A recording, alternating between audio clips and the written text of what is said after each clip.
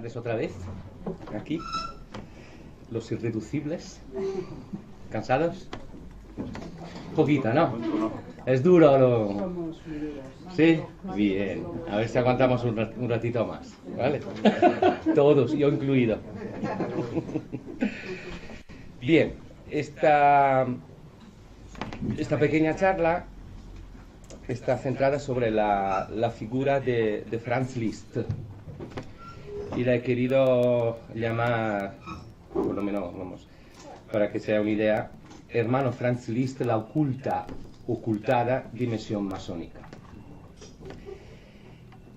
Quiero empezar con una frase, desde mi punto de vista, muy bonita, que nos dejó otro gran pianista. No pongamos a nadie en parangón con Liszt, ni como músico, ni como pianista, ni menos aún como hombre, porque Liszt es más que todo esto. Liszt es una idea. La frase es de Anton Rubinstein. No, Arthur, Anton. Vamos a hablar entonces de Liszt. ¿Os suena este nombre a alguno de vosotros? Creo que sí, ¿no? Bien. Liszt ha sido, sin lugar a duda, el más grande pianista de la historia. Así por lo menos todos lo reconocen. Pero ha sido uno de los más grandes compositores del siglo XIX, y alguno ya no sabría qué contestar. Ha sido gran intelectual en su época, y estamos hablando de casi todo el siglo XIX, que es un siglo tan dramático por todos los movimientos, cambios que se venían realizando o cociendo en el Atenor, y que vería la luz solamente en el siglo XX avanzado. Esta afirmación sobre el Liszt intelectual sorprendería quizá muchos. Franz Liszt nació a Raiding, un pueblo en la frontera entre Austria y Hungría, de padre funcionario húngaro de la corte de los Esterházy y madre austríaca. Era el 1811. Murió en Bayreuth en 1866, después de haber asistido a una ópera de Wagner.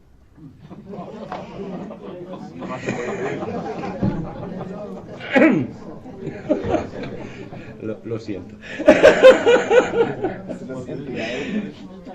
Tal y como dijo Anton Rubinstein, que fue uno de sus más importantes discípulos, eran dos hermanos los discípulos, fundaron un conservatorio de San Petersburg, Petrograd entonces, y el otro de Moscú.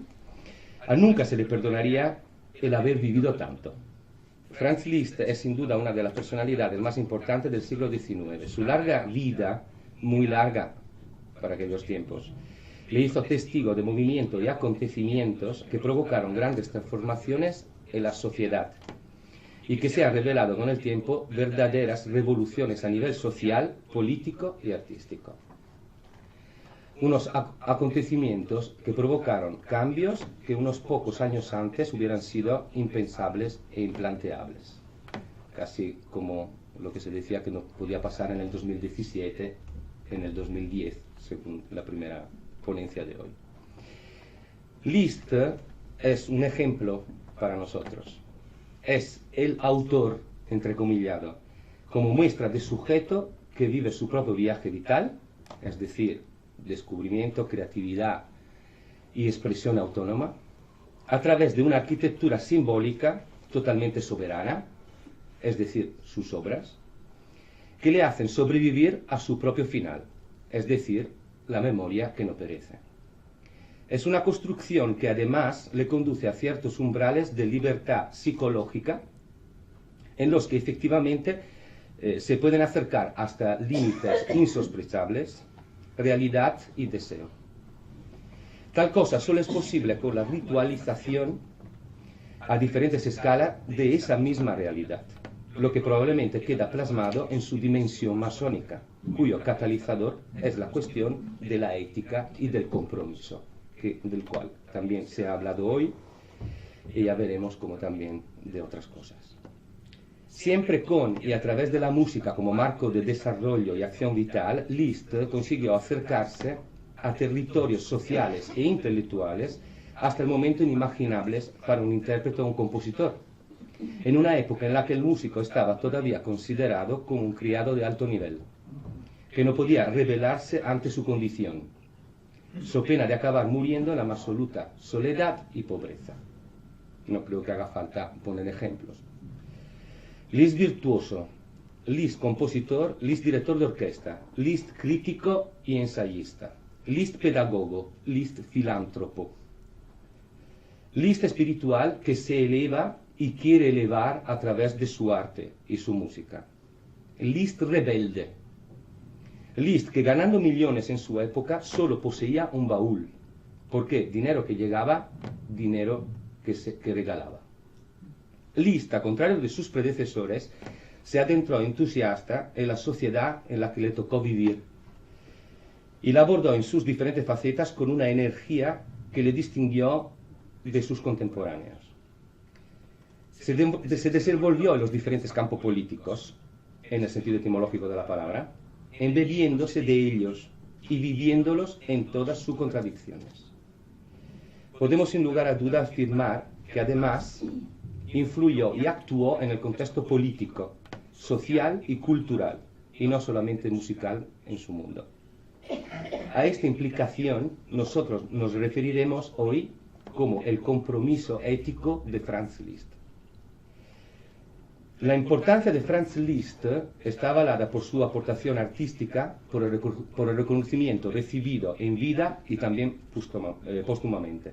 Pero sería superficial y reductor, desde nuestro punto de vista, limitar esta importancia al campo técnico, pianístico o meramente artístico, lo cual ha sido ya realizado por musicólogos y estudiosos, sus contemporáneos y hasta hoy en día, con la constante voluntad, en muchos casos, de frivolizar y banalizar su obra. En suma, superficializar su corpus, desacreditando la enorme complejidad de su carácter, personalidad y acción extramusical.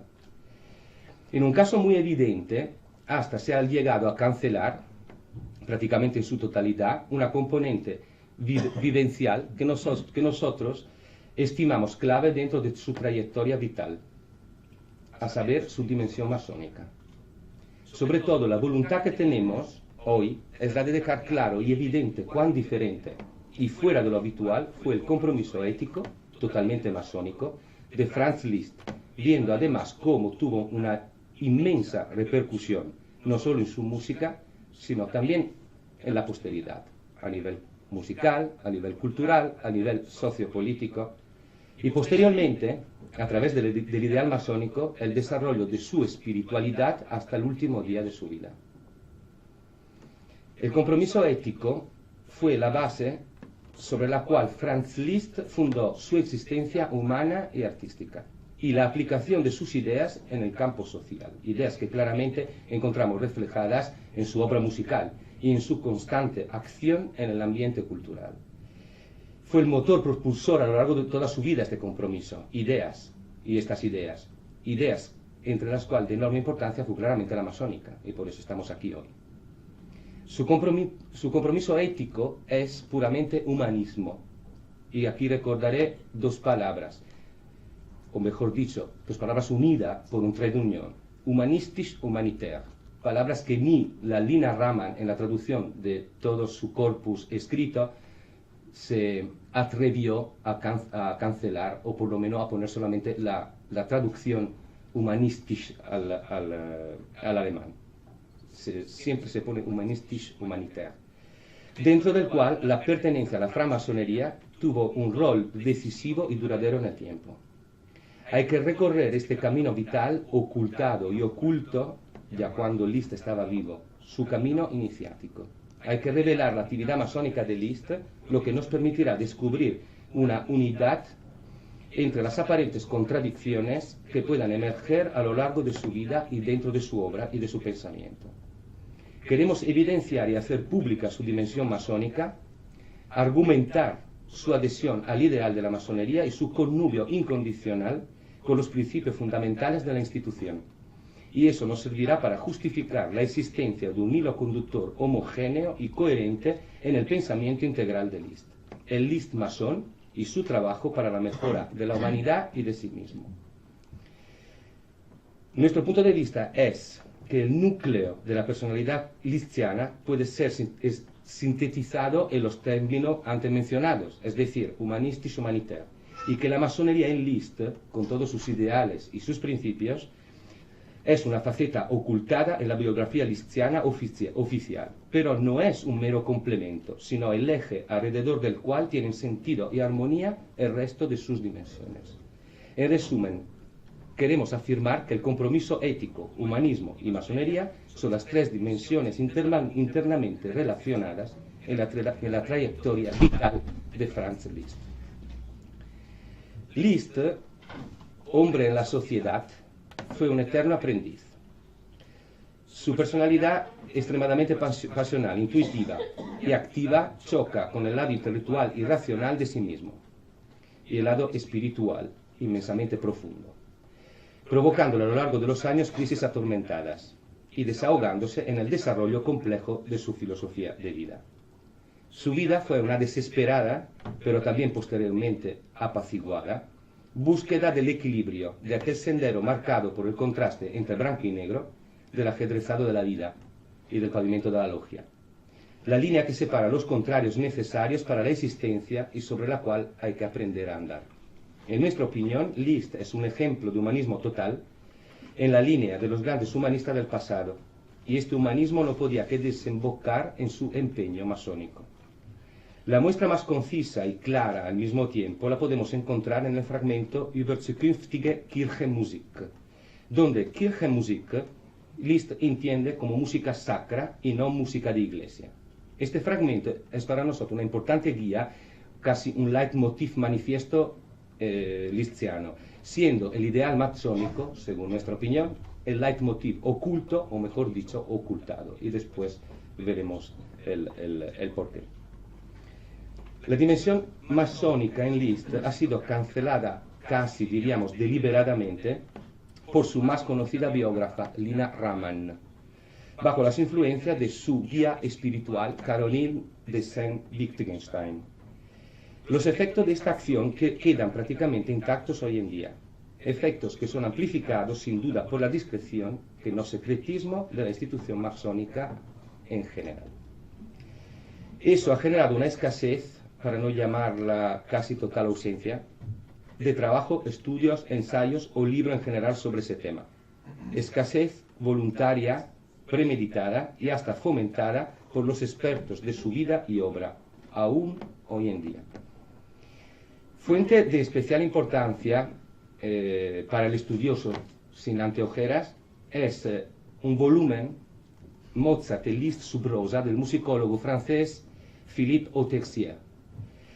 Y es una recopilación completa y única de documentos que se refieren a Liszt y a su camino iniciático. Es un casi manuscrito depositado en algunas librerías. Después el crítico no lo publicó y después se murió. Este manuscrito, decimos escrito a máquina, no es exactamente un manuscrito, pero con fotocopia de documento, ha sido encontrado en la Preußische Staatsbibliothek de Berlín. Esta recopilación nos ayuda en nuestro propósito de analizar a Liszt no solo como actor importante en su Civitas Gentium, sino también a Liszt ser político y ser masón, con su incansable actividad en las societas basada en unos principios aplicables y aplicados fuera del templo. Y el Liszt ser en su constante camino espiritual iniciático a través de las masonerías. El ideal masónico no ha sido, como pretenden los especialistas, un inciso temporal y reducido, sino un ideal perseguido durante toda su vida. El ideal masónico y la aplicación de sus ideas al campo social se traduce en principio en la época de la época de la madurez del gran pianista con el compromiso ético cual humanismo, humanistis, humanitaire. Y finalmente, hasta la última etapa de su vida, con el ser masón activo y consciente, en el sentido primario de encauzar las vivencias dentro de una ética que tiene como meta la mejora de la humanidad. En la tercera etapa de su vida, la francmasonería será lo que le rescatará de las delusiones y frustraciones provocadas en él por la Iglesia Católica Romana en la que había confiado. Liszt, desde 1838, empieza a realizar de manera constante y tenaz otra de las actividades que le acompañarán a lo largo de su extensa vida. Y daba igual si tales acontecimientos se tuvieron que realizar para aliviar daños provocados por inundaciones, por incendios, para construir escuelas, para erigir monumentos a músicos y artistas ilustres, crear fondos de pensiones para profesores de orquestas o ayudar a asociaciones no lucrativas a desarrollar su labor social. Liszt en el 1839 inventa el recital para piano solo, el famoso soliloquio, tal como se llamó, una velada dedicada integralmente a música para piano solo y mantenida por un único intérprete, lo que implicaba la simplificación en la programación concertística, a reducir el número de intérpretes y el tamaño mínimo de la sala, y al mismo tiempo la vulgarización didáctica del acto musical. Hasta entonces no se habían verificado actuaciones de un único artista en una velada musical. Siempre los conciertos eran multitudinarios e incluían obras para distintas formaciones y distintos intérpretes. La mayoría de las veces, las obras nuevas hasta se presentaban solamente parcialmente, como es el caso, por ejemplo, de algunas sinfonías de Beethoven en las academias vienesas. En los años parisinos, Liszt, estamos hablando de años parisinos para definirlos, esos los años, decimos, adolescenciales hasta los 25 por ahí. En los años parisinos, Liszt pertenece a círculos que le hacen descubrir y al mismo tiempo necesitar un capital social que fundaba sus cimientos en la unión fraternal, la ayuda recíproca y la ayuda hacia los más débiles, junto a unos principios como los de libertad, igualdad y fraternidad, que habían provocado en los últimos años cambios profundos en el esquema político europeo y en el esquema mental de los ciudadanos. Un capital social que además fundaba su tradición en la más remota Edad Media, sino en el Imperio Romano antes, tradición que se iba perpetuando en rituales antiguos, misteriosos para los profanos y lleno de simbología de múltiples interpretaciones. Un espacio en el que, humanísticamente, podían tener cabida los diferentes intereses científicos, artísticos y sociales, o sea, filosóficos. En resumida cuenta, de la intelectualidad hambrienta de conocimiento y generosa en su ideal. Esta realidad, estructurada a través del capital social del que estamos hablando, es obviamente la de la institución francmasónica. Y en ciencias queremos incluir también las que hoy en día habitualmente se intentan no hacer ver como tales, y nos referimos, por ejemplo, a ciencias ocultas, alquimia, tarot, astrología, numerología, etc. A todas estas ciencias, desarrolladas muchísimo en la Edad Media, gracias también al incesante intercambio de informaciones, se les atribuían altísimos valores también en los siglos XV y XVI, y se estudiaba con igual o mayor intensidad que otras. Es menester a este punto recordar que Liszt, en su formación y en su etapa posteriores, siempre daría un especial interés al estudio de autores de la Edad Media. Primero, entre todo, por ejemplo, Dante. Recordemos también la importancia en el desarrollo estético y humano de Liszt, la figura y la tradición de Faust y de Mefisto, tomado no solamente en su versión goetheana o de Lenau, sino más aún en las acepciones de las versiones más antiguas, las medievales, Calderón, etc. Lo podemos constatar no solo en sus cartas, artículos para periódicos u otro documento, sino sobre todo en sus obras, en las que su pasión y conocimiento toman una forma monumental. ¿Cómo no tener presente el Mefisto Vals, la Sinfonía Dante, la Faust Symphony, la Dante Sonata, la segunda balada en si menor y, como no, la monumental sonata en si menor, solo por citar algunas obras famosísimas cuanto superlativas y conectadas con este tipo de tradición. Liszt pidió formalmente el ingreso en la Alianza Universal con 29 años, el día 10 de septiembre de 1841, en Frankfurt, en la Logia zur Einigkeit, la Unión, logia ligada a la Fundación Mozart, para la que Liszt daría un recital el 25 de septiembre del mismo año. El beneficio de las entradas, naturalmente, fue destinado a la caja de la Fundación. Liszt fue iniciado el 18 de septiembre de 1841. La actividad benéfica ya se asocia con la masónica a partir de este momento. Y según nuestra opinión, la fecha de 1841 solo simboliza la unión de dos caminos emprendidos anteriormente, que expresaban una única manera de pensar. 5 meses más tarde, en Berlín, en la logia Concordia, le fue aumentado el salario a compañero de arte. En la ceremonia del 22 de febrero de 1842, segundo acto de la del 4 de febrero de 1842, cuando Liszt fue también aceptado como miembro de honor de la logia berlinesa perteneciente a una obediencia diferente a la de Frankfurt, Liszt fue también exaltado al grado de maestro. A primeros de marzo de 1842, Liszt sale hacia Rusia para su primera gira de concierto en ese país y para también su primer encargo masónico, el de entrar en contacto con las logias de San Petersburgo, reunir lo desperdigado. Lo mismo se repite el año siguiente. La misión era secreta, ya que la masonería estaba por aquel entonces prohibida bajo el régimen zarista. Pero nos quedan de la visita de Liszt 3 medallas conmemorativas de la logia Astrea, además de otros documentos rusos de difícil acceso. A partir de 1842, muchas son las logias en Europa que conceden a Liszt el diploma de miembro de honor, habiéndose el artista convertido en embajador de la fraternidad a través, pero no únicamente, de su actividad artística. Aunque la actividad masónica pública de Liszt parece reducirse notablemente a partir de 1848, y eso es debido también a su nueva relación sentimental con Caroline de Saint-Wittgenstein, fundamentalista católica, lo que por ejemplo no pasaba en el periodo anterior cuando estaba ligado a Marida Gould, mujer progresista y intelectual de los círculos parisinos. Si nos quedamos escudriñando su vida, vemos que sigue manteniendo su afiliación a logias hasta su muerte. Después de 1865, en que el 25 de abril deviene abate, algunas de las logias a las que pertenecía como miembro numerario o miembro de honor, como veremos después, se pusieron en contacto por carta con Liszt para preguntarle si quería seguir manteniendo su nombre en los tablones o lista de miembros.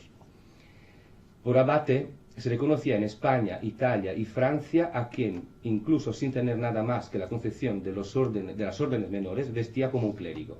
Por ello, y para evitar confusiones y malentendidos con la palabra en castellano abat, llamaremos a Liszt abate.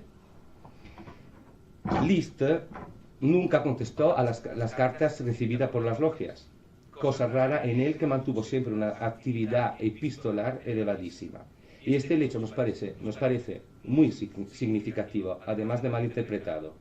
No se trató de desinterés, visto que en los últimos años de su vida seguía acudiendo a trabajos de logia y saludaba fraternalmente con las maneras de cada grado.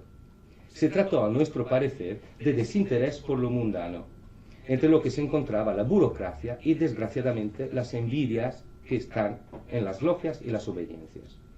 El desinterés por la pequeñez intelectual y espiritual de algunos hermanos que por llevar mandiles y collares muy arabescados quizá se creían superiores, delatando así su mezquindad. Ya se sabe, una logia puede vivir y vive todas las contradicciones de cualquier institución humana, y la diferencia está en el método de superación de ellas. Además, a la falta de contestación de Liszt podemos aducir razones de discreción, visto que tampoco nunca Liszt renegó el catolicismo, queriendo mantenerse fiel a su condición de abate. Con el tiempo y el silencio de Liszt, algunas logias procedieron a su radiación, mientras que otras siguieron manteniéndole en sus tablones. Aún siendo abate y sin relaciones con la francmasonería abierta y públicamente reconocidas, Liszt favorece y recomienda la iniciación de muchos amigos suyos en Alemania, Austria y Hungría, haciendo cartas de recomendaciones y siendo padrino de ellos. Y a partir de 1871 participa en actos promovidos por diferentes fundaciones y asociaciones masónicas, colaborando con ellas hasta los últimos días de su vida. El mismo rey de Hungría le concede la membresía de honor de su logia de Buda, estamos hablando de 1871, y Liszt aparece en manifestaciones masónicas en ocasión de la unificación de las ciudades de Buda y Pest en 1873. Parece curioso, quizá para nosotros, imaginarse a Liszt con sotana y con mandil, pero pensemos que no lo sería tanto para muchos de su época y ojalá no lo fuera tampoco hoy en día. La última parte de su biografía masónica, la más íntima, es sin duda la que resulta ser la más discreta, en el sentido de reservada y cautelosa.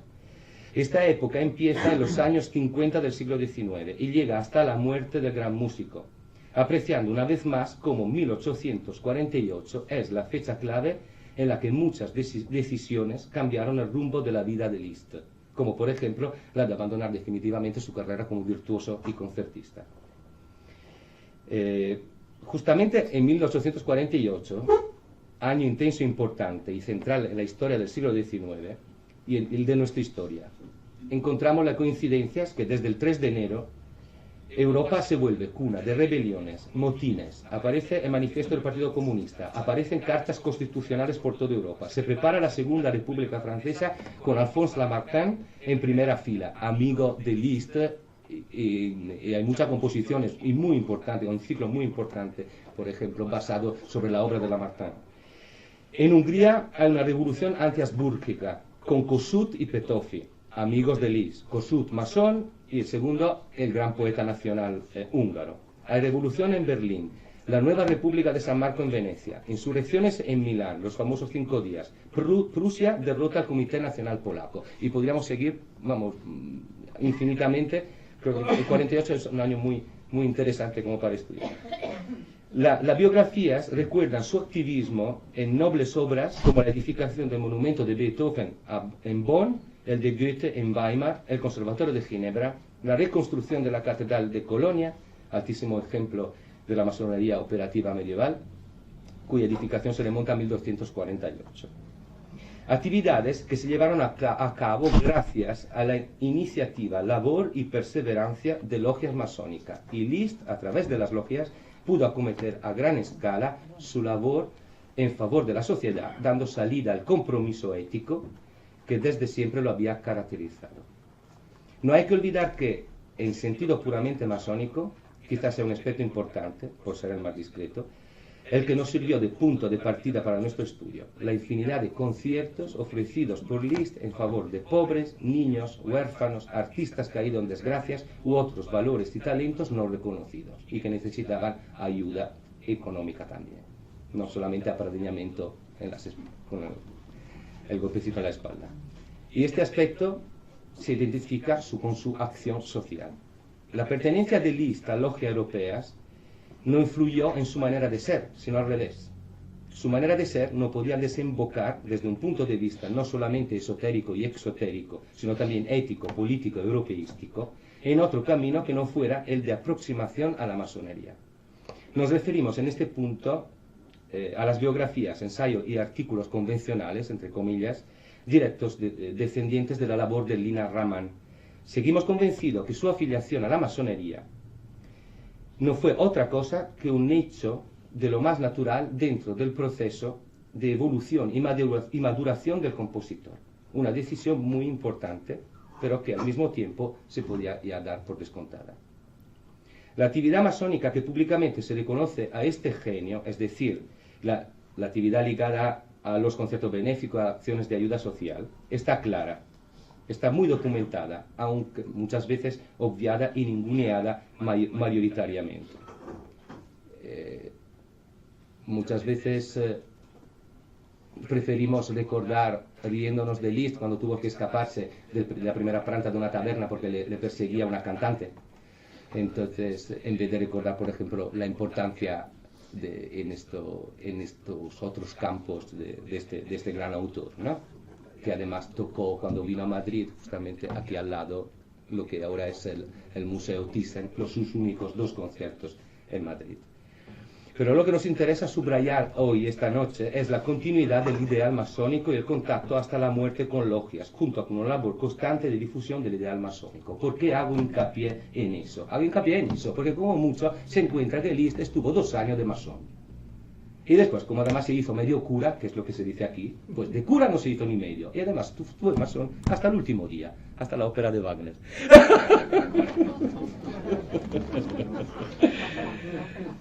Que es la idea que tenemos, ¿no?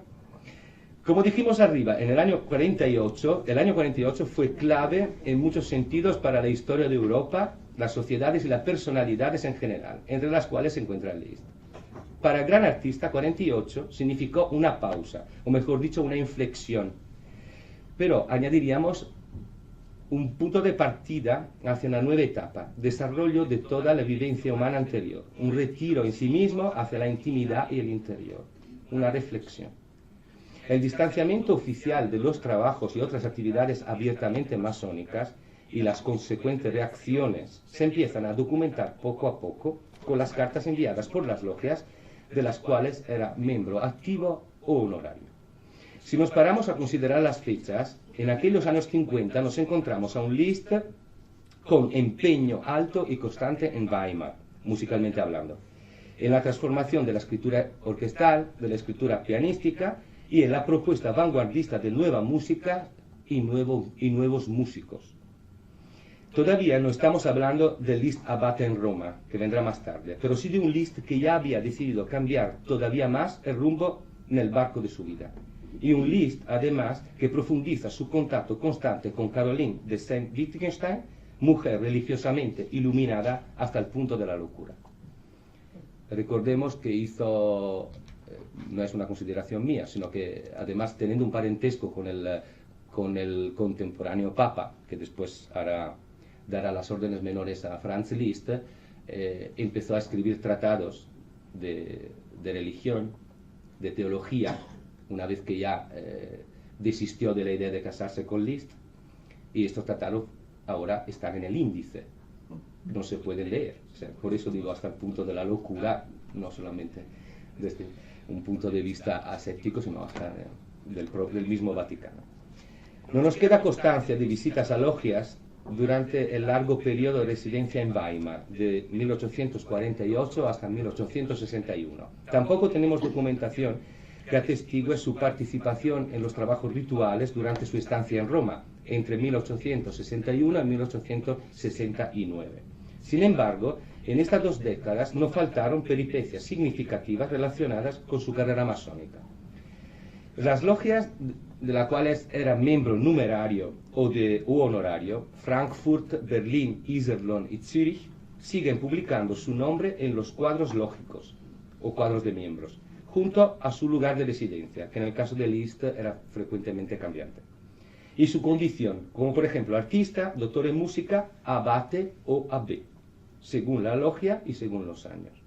Por otro lado, en 1857, el día 23 de junio, vemos a Liszt reconocido como cofrade por los frailes franciscanos de Pest, aunque esa denominación no aparece en ninguna regla de San Francisco y no nos sirve para diseñar a un terciario, como se suele erróneamente afirmar en las biografías disponibles habitualmente, de raíz ramaniana.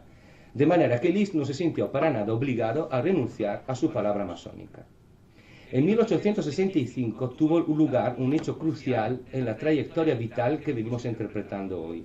Fue de facto uno de los acontecimientos más rimbombantes para los círculos musicales, intelectuales, artísticos y masónicos que vieron envuelto al genio. Nos referimos a la resonante tonsura de Liszt.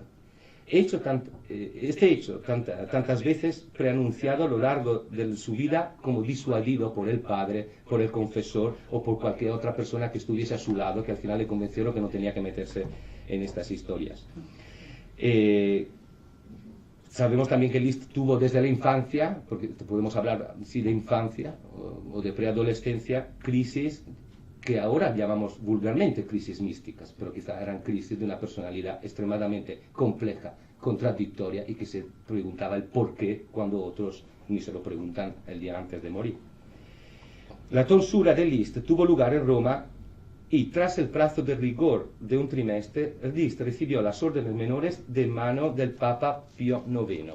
Precisamente, recordemos, que más se había ensañado contra la francmasonería con documentos, bulas y encíclicas hasta el momento. Desde el inicio de su pontificado, Pío IX había pronunciado 6 condenas a la francmasonería. Las últimas se encuentran en las encíclicas Quantum Conficiamur, Merore, del 10 de agosto del 63, y Quanta Cura, del 8 de diciembre del 64. Entonces, pocos meses antes de la tonsura.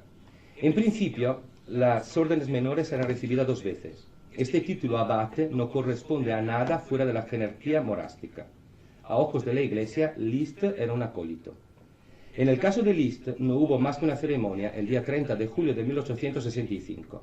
Su logia de Berlín registra el cambio de estatus en su cuadro lógico en junio del 65, en el que Liszt aparece como doctor en música y abate, perdón, allí pone abate. En el mes de agosto, un diario masónico se asombraba de cómo un abate podía figurar en el cuadro logístico de la Concordia de Berlín. No siempre los hermanos estaban en grado quizá de tolerar y respetar los credos de cada uno, y menos en momentos muy difíciles entre potencias políticas y confesiones diferentes dentro del cristianismo. Aparente contradicción entre la vida masónica y la religiosa. Como bien leemos en el texto del Freimaurer Zeitung, podemos estar ante hermanos quizá resentidos por la decisión, o simple y llanamente ante hermanos polémicos, políticos y críticos. Siempre ha habido y siempre los hay. Siempre los habrá. Somos hombres, sobre todo ante las personalidades ilustres.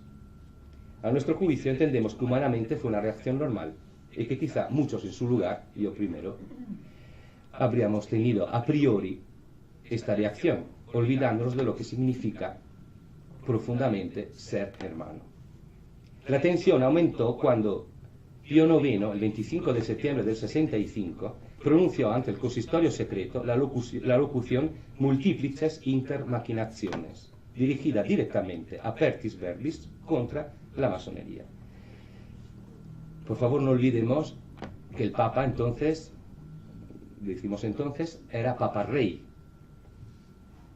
Entonces era el jefe de un poder político y de un Estado muy claramente extendido y definido. No olvidemos que en aquellos años había un pequeño conflicto y se intentaba de reunificar Italia. Hay un personaje amado y odiado que se llama Garibaldi, que tenía algunas conexiones con algunos hermanos fuera de Italia que quizá ayudaron mucho a destruir el Estado pontificio y permitir la reunificación sabaudia de Italia. La logia de Iserlohn, en 1865, escribió a Liszt para preguntarle si seguía considerándose uno de sus miembros. Al no responder, fue tachado de la lista, o mejor dicho, radiado, tal como lo recuerda Eduard Reuss, alumno de Liszt, en su carta a Adolf Stroili, conservada en el archivo de la logia Modestia cum Libertate de 1897.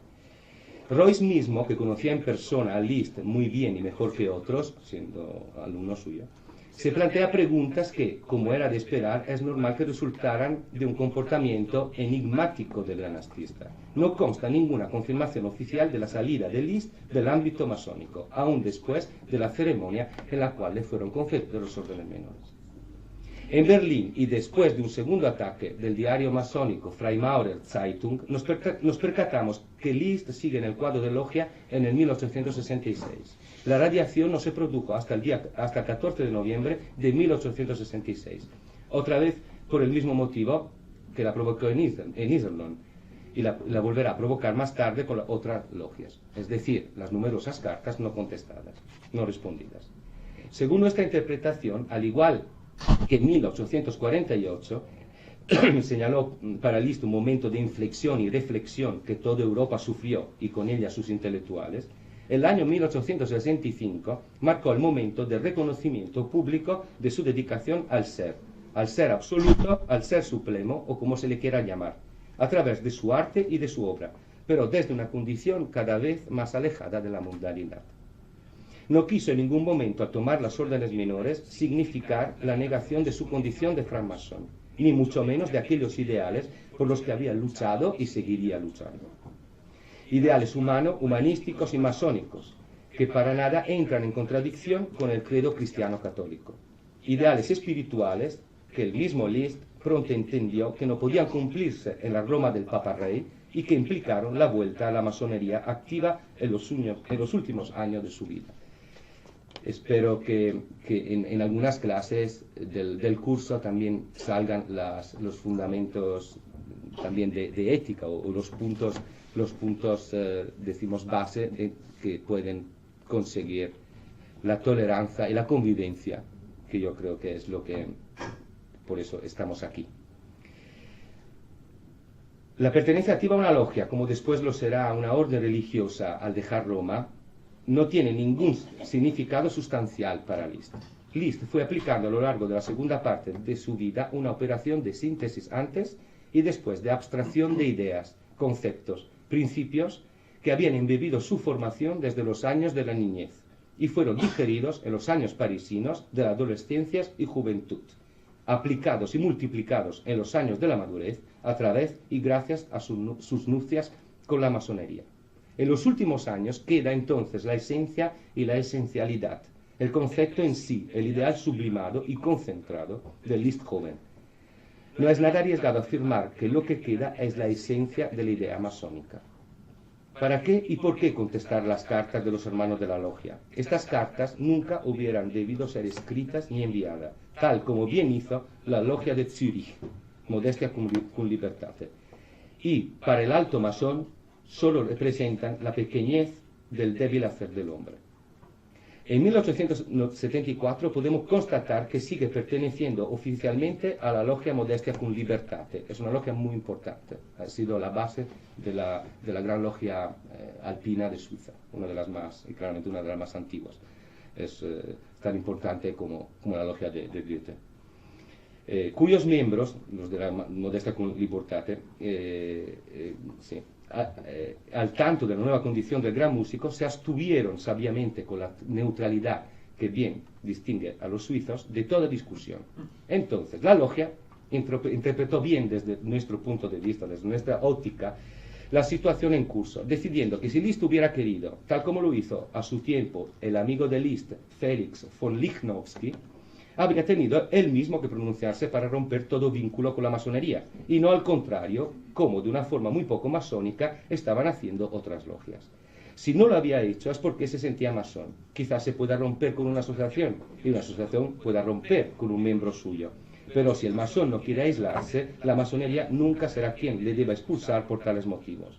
Y si se quiere aislar, la institución aún así deberá comprenderlos y ayudarle en todo momento.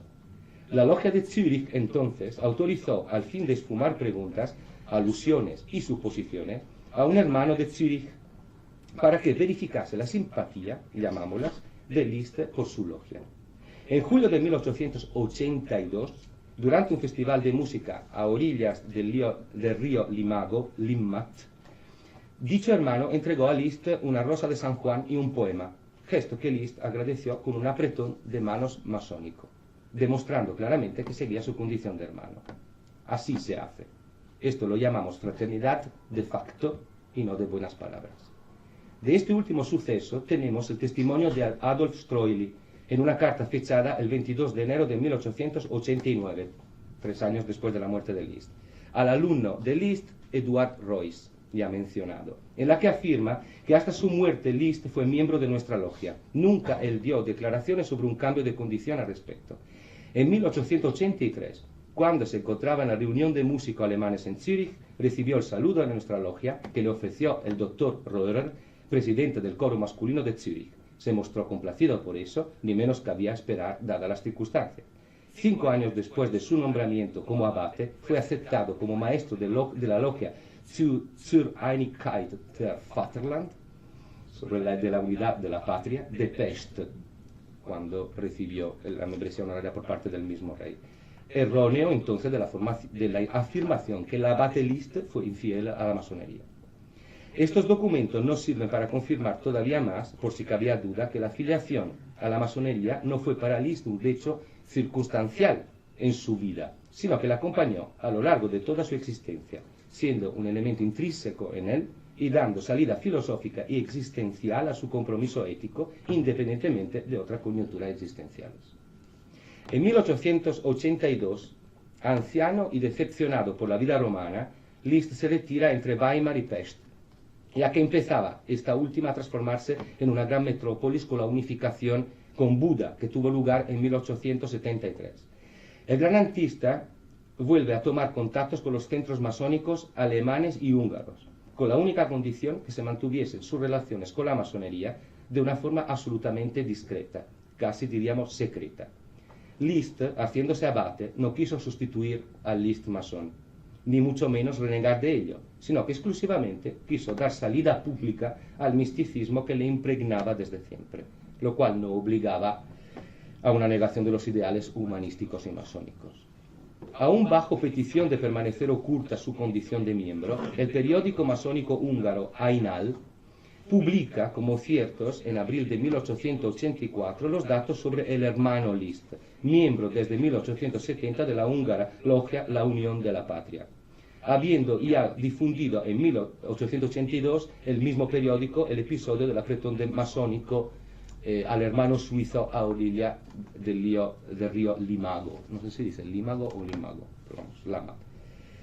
Los objetos personales de su propiedad, encontrados después de su muerte, son desde nuestro punto de vista una prueba más que testifica la unión no episódica de Liszt con la institución masónica, a pesar de la voluntad de otro de cancelar su experiencia vital masónica y su dimensión de hermano.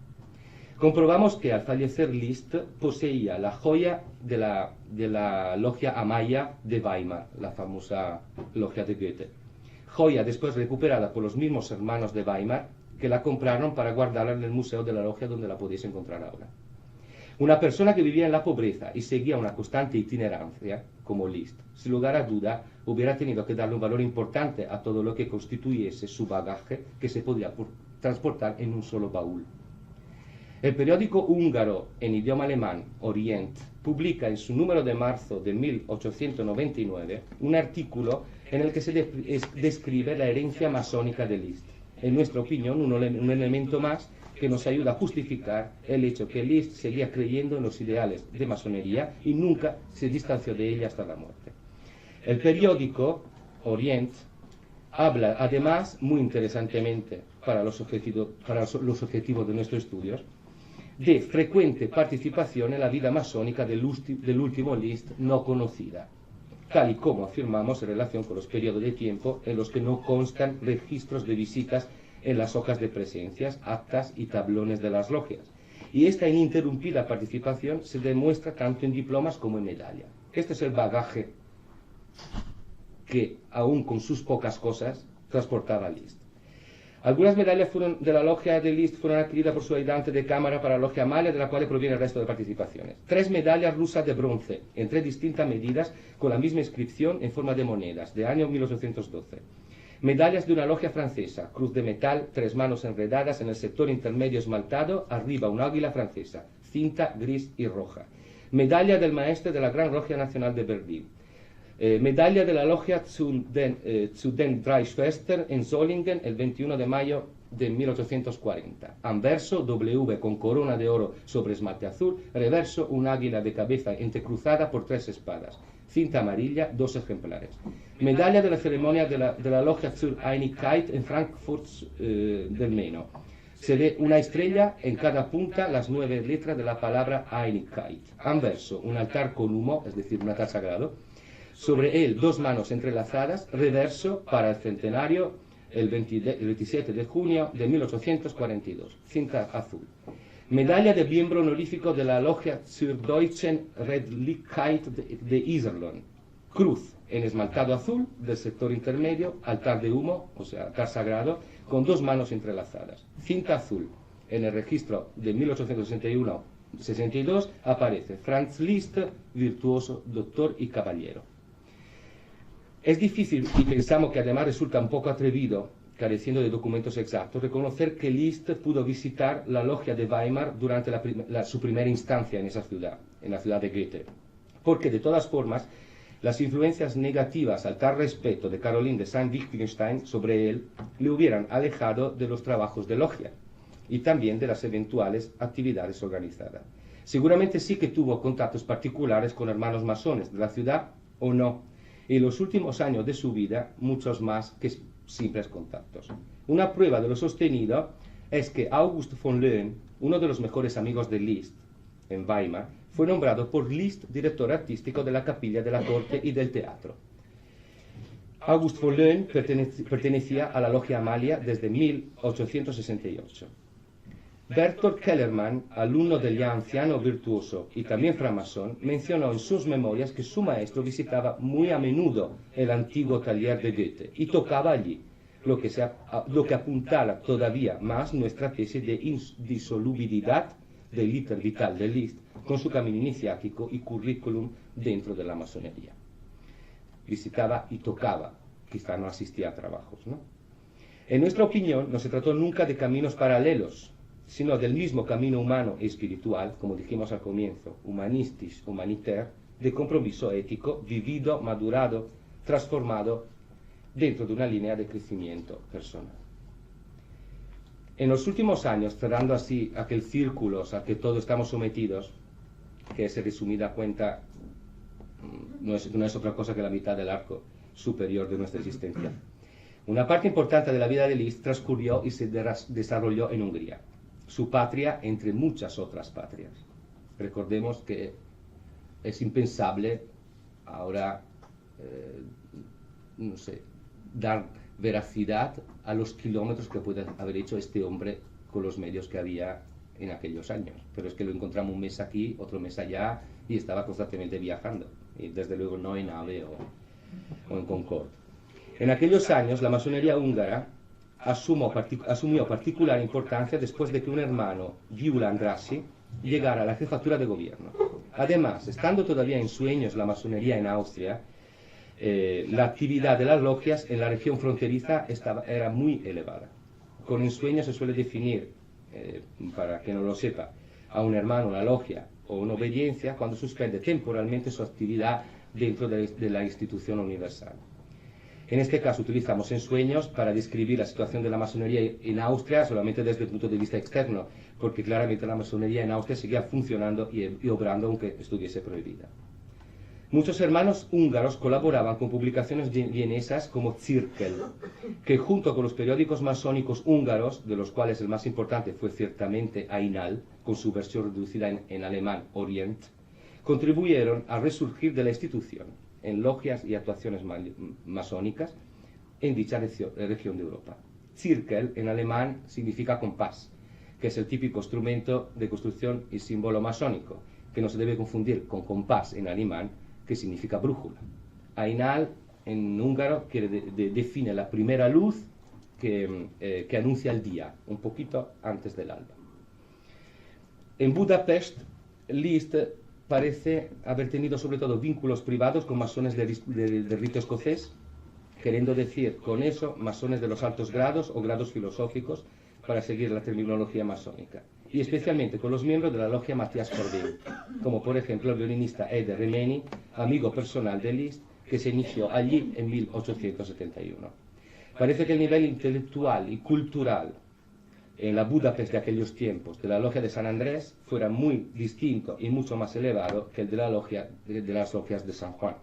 Quizás se deba aclarar que por logia de San Andrés se entiende la que trabajan de San Juan, se entiende la que trabajan en los primeros 3 grados, por lo que de San Andrés trabajan en otros grados según el rito escocés. En otros ritos estas logias toman nombre diferente, pero siguen siendo logias de perfección, filosóficas y de altos grados.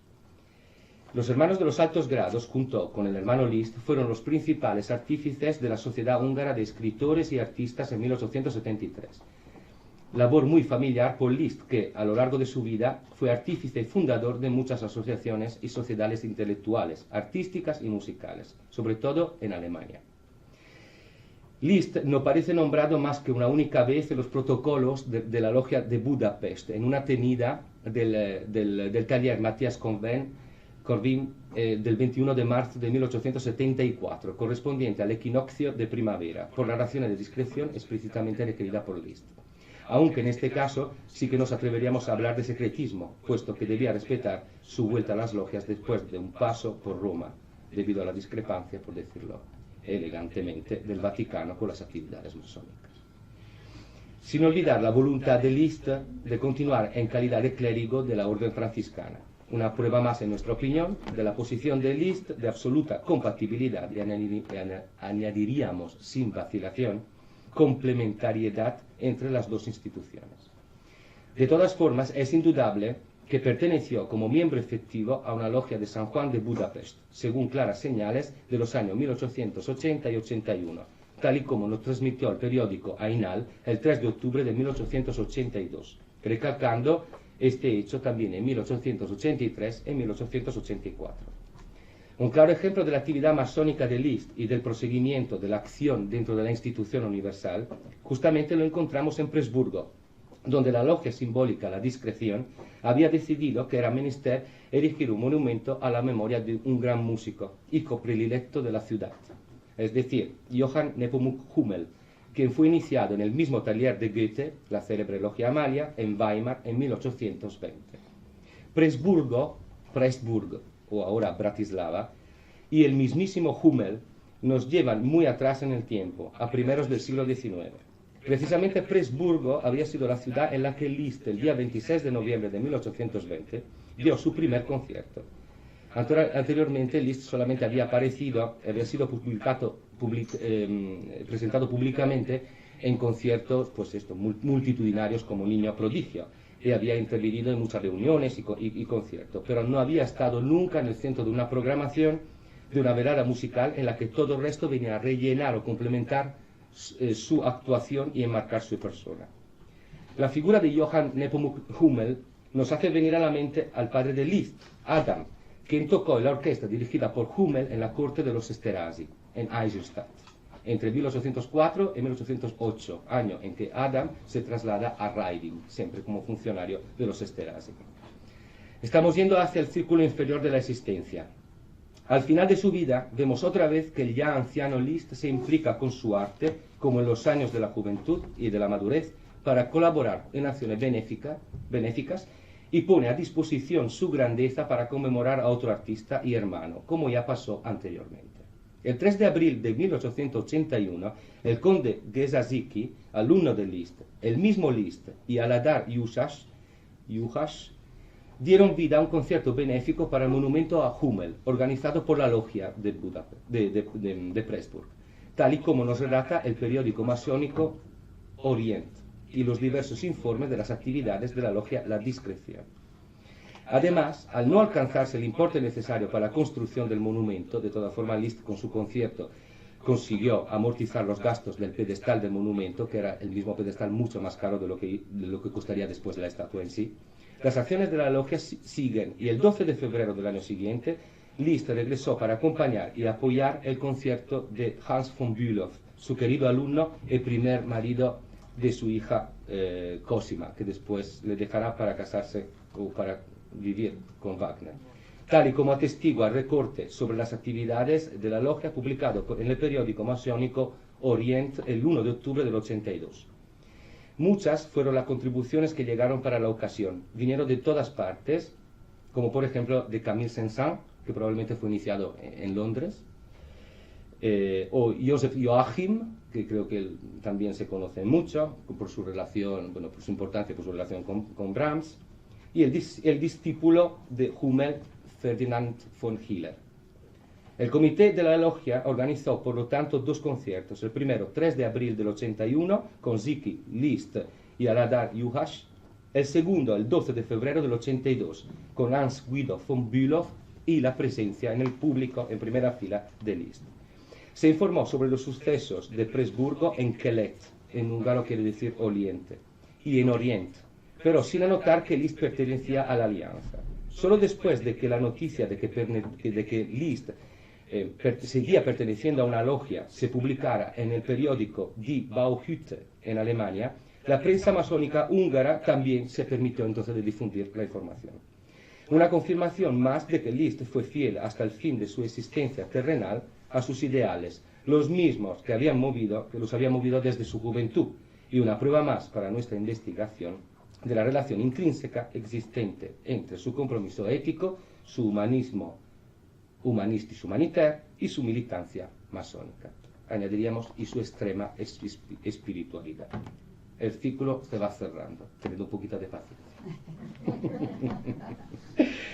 El 31 de julio de este año se alzó al Oriente Eterno desde Bayreuth uno de los artistas y hombres más geniales de este siglo, quien fue un magnífico miembro de nuestra alianza mundial y demostró su eficacia en las actividades masónicas. Este es el hermano Franz Liszt, por el que colocamos una rama de acacia en su sepultura. El Wiener Tagblatt escribió que Liszt ganó millones y millones en su exitosa carrera para los otros. Lo que queda es una cadena noble del espíritu más altruista para fines artísticos y humanitarios, para pueblos incendiados, para los pobres, los necesitados, aquí para las víctimas de la inundación, para el monumento de Beethoven en Bonn, cuyos costes asumió. El Museo Húngaro para su escuela de Weimar, a cuyos alumnos dio clase siempre gratuitamente. Entregó a ellos su arte, su tiempo, su vida, sobre la que había una exigencia. Así peregrinó, encarnación viviente del puro sansimonismo que tiempo atrás se cruzó con su existencia.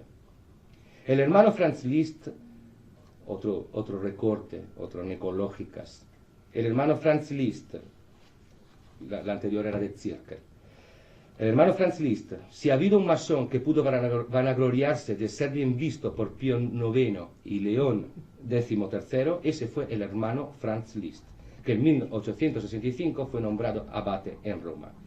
Creemos que la mejor manera de cerrar estas líneas sobre el hermano Franz Liszt sea con la siguiente sentencia: bienaventurados aquellos cuya vida terminó feliz. Aún después de 5 años que él había devenido abate romano, eso no le impidió comportarse como buen y sincero masón. Los inefabilistas romanos intentaron varias veces que él fuese infiel a su fe masónica, pero fue en vano. Supo cómo hacer entender a estos intolerantes que los masones son irreprochables adeptos de la verdad, de la belleza y del bien. Por lo tanto, cesó de preocuparles a causa de su calidad de framasón. Esto era un artículo de un periódico francés, La Chaîne d'Union.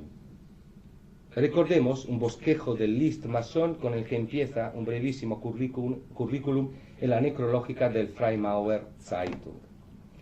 Echamos una mirada a él como masón. No sabemos si solía visitar los trabajos de la logia, pero de lo que estamos seguros es de que realizó numerosos conciertos en logias masónicas y que los diamantes masónicos, es como una manera de decir las perlas masónicas que él tenía, resplandecieron de su personalidad. En primer lugar estaba su sentido religioso, que expresó de esta manera: mi fijación es enaltecer a Dios de la manera más digna. Soy de la opinión de que el músico con su verdadero arte está a priori en ventaja respecto a los sacerdotes, filósofos, poetas, sabios, hombres de estados y hombres de guerra. Considero la música como una mediación entre Dios y las personas. Pero por mucho que estuviese conectado a su iglesia, él nunca había renegado, y aquí se muestra el verdadero masón, de la clemencia y la tolerancia hacia las personas con otras creencias. Queremos cerrar mencionando ahora una oración fúnebre que Adolf Steiner, de la logia Modestia cum Libertate, leyó el 29 de enero del 87 en Tenida.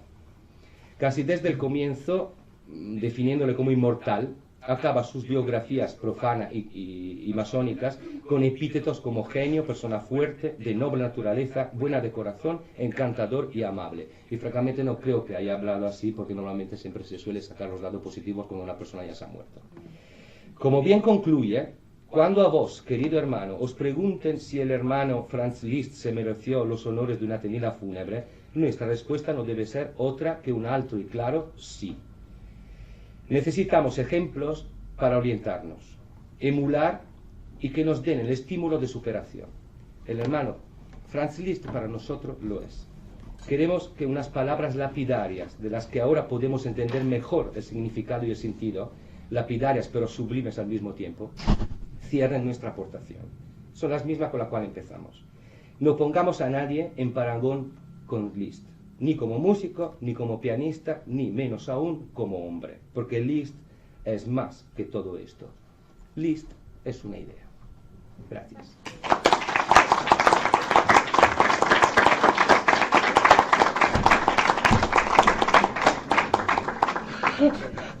No, córrete por ahí un poquito porque si no... Sí. Muchas gracias por haberme escuchado. Es la primera vez que hablo, porque normalmente me gusta tener 88 teclas enfrente. Esto no es lo mío, pero bien, hay que cumplir. Bueno, nos hemos pasado un poco del tiempo, con lo cual vamos a hacer unas preguntas brevísimas antes de recordar lo que tenemos que hacer en la clase de mañana, ¿de acuerdo? Adelante, Zoraida.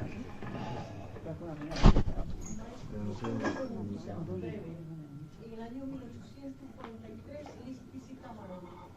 ¿Tiene contacto con la masonería? Esto no está demostrado. No. Yo esta noche he intentado basarme en hechos históricos, he intentado olvidarme que soy músico y que amo a Liszt. No sé si se ha notado. Pero Liszt es un compositor que o amas o odias, como bien sabes, ¿no? Entonces, pues yo estoy en este sector. Pero tampoco puedo decir que sí que vino aquí y estuve en 4 tenidas. Pues no hay documentación y me consta que el viaje quizás no dio como para tanto. Porque sí hay constancia de que tuvo contacto con una mujer masona, de las primeras masonas iniciadas en 1899. Pero estamos hablando del 79. Seguramente. Vos... O sea, fue iniciada en el 79, pero... mujer masona y española, ¿no? Pues yo creo que en eso hay que hacer otra clase en el próximo curso, porque sé de quién me estás hablando. Pero en esto el especialista eres tú. Y yo te puedo simplemente decir que Liszt, si tenía que tener algún contacto con mujer, desde luego no lo desdeñaba. Al revés, si era masona, pues todavía más. Muy bien, habrá que profundizar el tema. Luis. Maestro, una pregunta muy breve. Sí, por favor. Es más una curiosidad personal. De entre las muchas que podrían haberlo conseguido, ¿cuál fue la ópera de Wagner que lo mató? Querido Luis, yo creo que, bueno, tú sabes que a mí me gusta bromear, aunque no se entienda. Yo reconozco el alto valor de Wagner, pero yo recuerdo muy bien cuando justamente presentando aquí mi disco de Liszt en el Ateneo, he hablado de Wagner, dije que era una sanguijuela, y estaban los miembros y el presidente de la fundación, la presidenta de la fundación de la Asociación Wagner de Madrid. O sea, yo soy famoso también para meter la pata, pero vamos, Wagner a mí me encanta, ¿no? Eso es una cosa que he escrito así, pero es verdad que fue al festival de Bayreuth. Ahora no recuerdo si escuchó el Tannhäuser o escuchó el Parsifal, creo que fue el Parsifal, pero cualquier cosa que pueda decir a estas horas de la noche seguramente es equivocada. Y sabes también que el amor que tenía Liszt para Wagner, Sí, eso es amor cierto. absolutamente no correspondido, porque solamente Wagner dijo en una ocasión públicamente en una cena que no hubiera sido nadie si no fuera gracias a Liszt, porque desde luego esto no lo iba a decir, ¿no? Eso no tiene nada que ver. He querido simplemente hacer un pequeño comentario que sé que alguno lo entendía y sé que tú lo entendías. Era una broma. ¿Alguien más? Bien, nadie más. Menos ¿no? mal, gracias. Bien.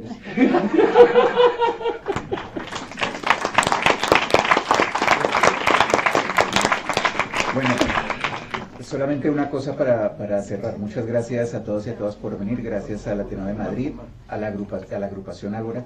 Recordar que la clase de mañana para las personas que van a seguir regularmente este curso, no es aquí, sino es en la calle O'Donnell 27, primero izquierda.